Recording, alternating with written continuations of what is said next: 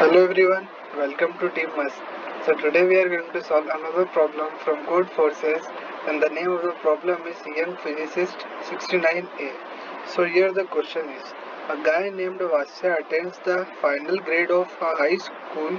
One day Vasya decided to watch a match of his favorite hockey team, and as the boy loved the hockey very much, even more than the physics, he forgot to do the homework, especially he forgot to complete his physics task. Next day the teacher got very angry at Vasya and decided to teach him a lesson. He gave the lazy student a seemingly easy task. You are given the idle body in the space and the force that affect it. And the body can considered as a material point, coordinates 0, 0, 0. Vasya had only to answer whether it is in equilibrium, a piece of a cake, thought Vasya. We need only to check if the sum of all the vectors is equal to 0, so Vasya began to solve the problem. But later it turned out that there can be a lots and a lots of these forces, and Vasya cannot cope without your help. Help him.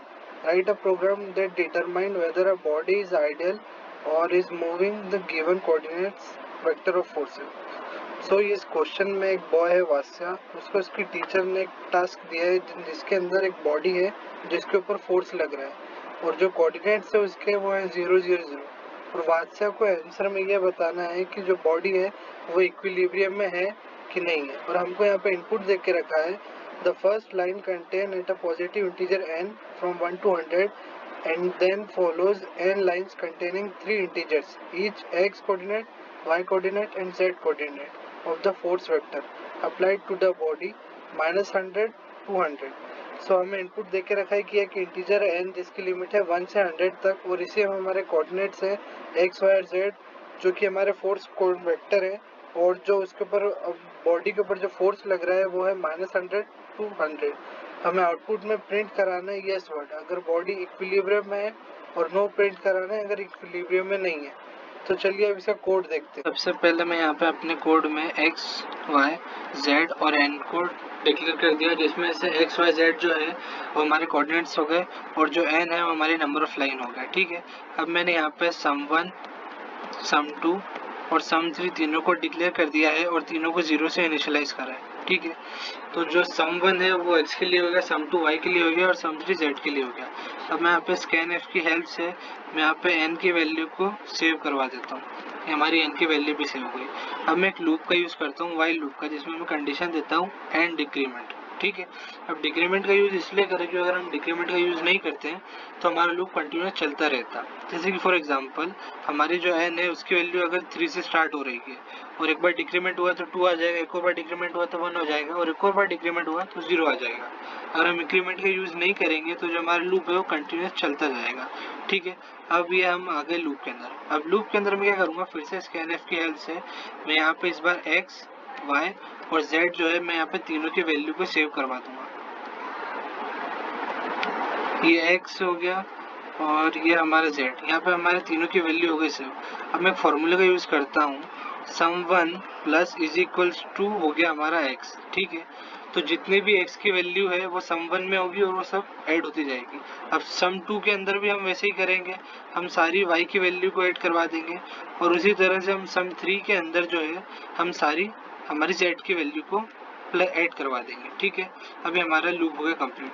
अब मैं यहाँ पे एक condition देता हूँ if else में, मैं इसमें कंडीशन देता हूँ कि अगर जो sum1 है अगर वो 0 के इक्वल आ रहा है, उसी के साथ साथ जो है हमारा जो sum2 है अगर वो भी 0 के इक्वल आ रहा है और उसी के साथ साथ जो हमारा sum3 है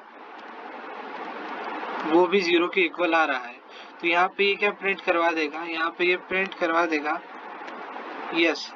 तो हमारा यहाँ पे हो जाएगा यस, प्रिंट हो जाएगा। ठीक है, लेकिन अगर ऐसा नहीं होता है तो एल्स के अंदर हम प्रिंट करवा देंगे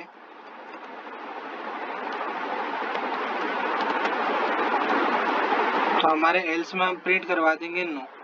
ठीक है, अभी हमारा हो गया कोड कंप्लीट। अब मैं इसको सेव करके आपको रन करके बताता हूँ। एक बार ठीक है, हमने यहाँ पे कोड रन कराया। अब जैसे फर्स्ट टाइम हमने लाइंस दी, दो लाइंस दी है, तो हमारा जो x की वैल्यू है वो 4 दे दी, y की 5 दे दी और z की 6 दे दी और दूसरी लाइन में जो है वो -4, -5 और -6 होगी, तो यहाँ पे ये यस दे जाए, क्योंकि हमारे जो कोऑर्डिनेट्स है वो 0 0 0 आ रहे हैं, तो ये क्या हो गए हमारे इक्विलिब्रियम के अंदर हो रहे हैं शो, इसलिए यहाँ पे यस प्रिंट हो रहा है। अब ऐसे ही मैं इस बार n को 3 ले लेता हूँ, मतलब 3 लाइन्स हो गई। अब मैं यहाँ पे ले लेता हूँ 4 5 6 या 1 2 3, और यहाँ पे एक और ले लेता हूँ -1 -2 और -3। तो अब यहाँ पे जो है ये क्या देगा, ये हमें नो देगा। क्यों? क्योंकि हमारे जो x y z जो है उसकी उनकी वैल्यू जो है 0 नहीं आ रही। यहाँ पे ऐसा मतलब नहीं है कि सिर्फ x की वैल्यू 0 आ जाए या y की वैल्यू 0 है या z की वैल्यू 0 है। हमने क्वेश्चन पढ़ा था और क्वेश्चन में हमें ये देखना था कि तीनों कोऑर्डिनेट्स की वैल्यू 0 आनी चाहिए। जब तक तीनों कोऑर्डिनेट्स की वैल्यू 0 नहीं आएगी तब तक हमारा जो है बॉडी वो इक्विलिब्रियम में नहीं है। तो हमारी पहले वाली कंडीशन में 4 ये था हमारा 4 5 6 और -4 5 6। तो इनको करेंगे, इनको ऐड कर दिया तो हमारी वैल्यू ये आ रही है, क्योंकि हमारे जो तीनों कोऑर्डिनेट्स हैं वो 0 आ रहे हैं। अब वहीं दूसरी कंडीशन में ऐसे करेंगे तो हमारी वैल्यू 0 के इक्वल नहीं आ रही है, तो इसी वजह से जो है यहाँ पे नो प्रिंट करा रहे हैं। आई होप आपको कोड समझ आया हो। अगर आपको कोड से रिलेटेड कोई भी डाउट हो तो आप नीचे कमेंट सेक्शन में पूछ सकते हैं, और अगर आपको किसी और दूसरे कोड रिलेटेड क्वेश्चन में डाउट हो तो आप वो भी कमेंट सेक्शन में पूछ सकते हैं। Thank you.